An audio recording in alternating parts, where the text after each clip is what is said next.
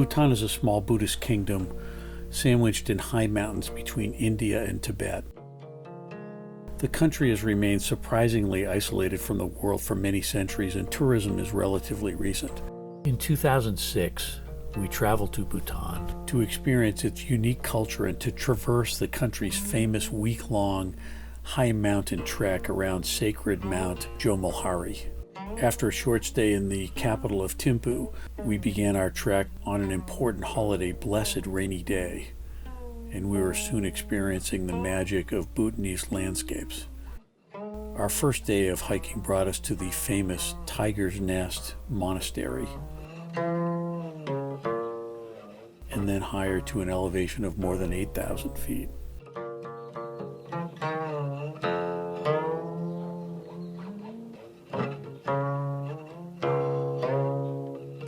Over the next days, we trekked on ancient pathways through remote settlements, beautiful valleys, vast pine and rhododendron forests, alpine meadows, high mountain passes, and wild, desolate landscapes.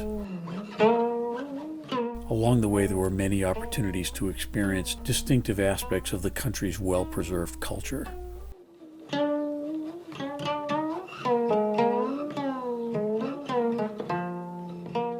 There was much discussion in our group of Bhutan's Buddhist culture and the country's focus on enhancing the happiness of its people.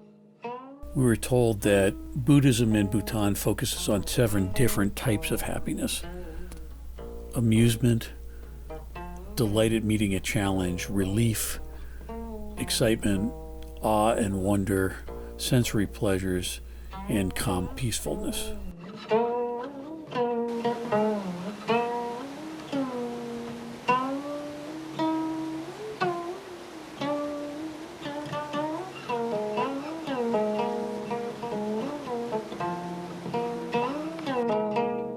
Our group had long discussions about this as we hiked through amazing landscapes, and a common worry was that economic development and foreign cultures may represent a significant threat to the happiness that Bhutan seeks to preserve through its ancient traditions.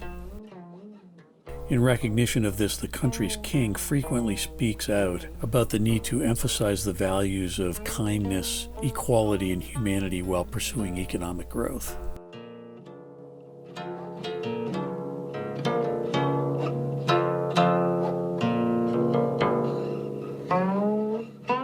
The special character of Bhutan was on the mind of the 4th king of Bhutan when he ascended to the throne in 1972 at the age of 17.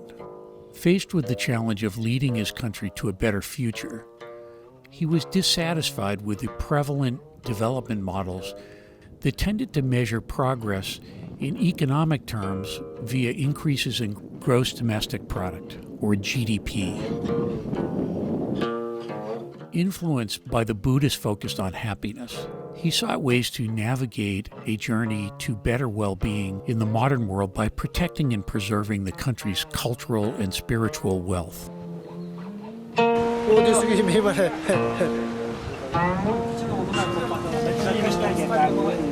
it is. The cook's dinner. This resulted in 1972 with coining of the term gross national happiness in a declaration that, quote, gross national happiness is more important than gross domestic product.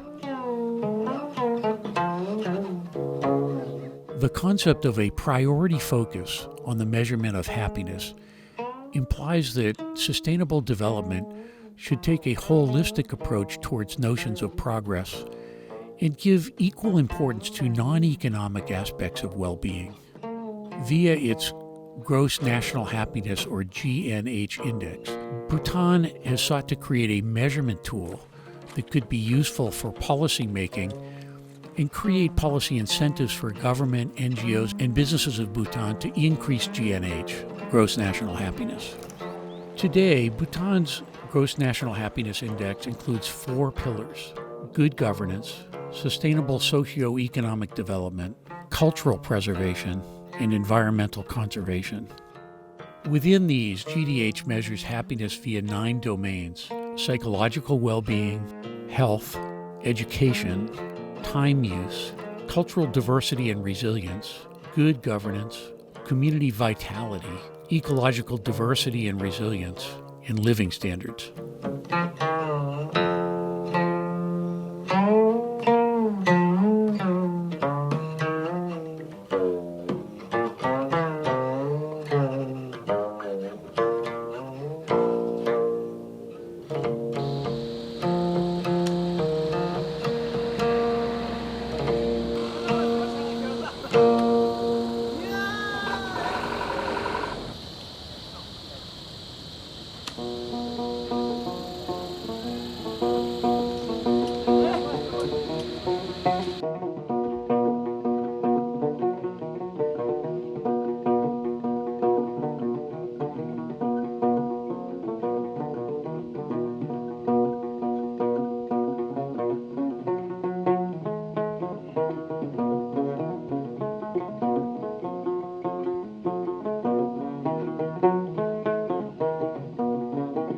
Of course, the pervasive importance of seeking human happiness is an ancient concept. 2,400 years ago, Aristotle noted that, quote, happiness is the meaning and purpose of life, the whole aim and end of human existence. But the Bhutanese concept of gross national happiness and the G&H index captured the imagination of others far beyond its borders. In 2011, the United Nations unanimously adopted a General Assembly resolution introduced by Bhutan with support from 68 member states, calling for a holistic approach to development aimed at promoting sustainable happiness and well-being. Resolution 65/309 in 2011 states this: it recognizes that the gross domestic product indicator was not designed to and does not adequately reflect the happiness and well-being of people in a country. The resolution invites member states to pursue the elaboration of additional measures that better capture the importance of the pursuit of happiness and well-being in development with a view to guiding their public policies.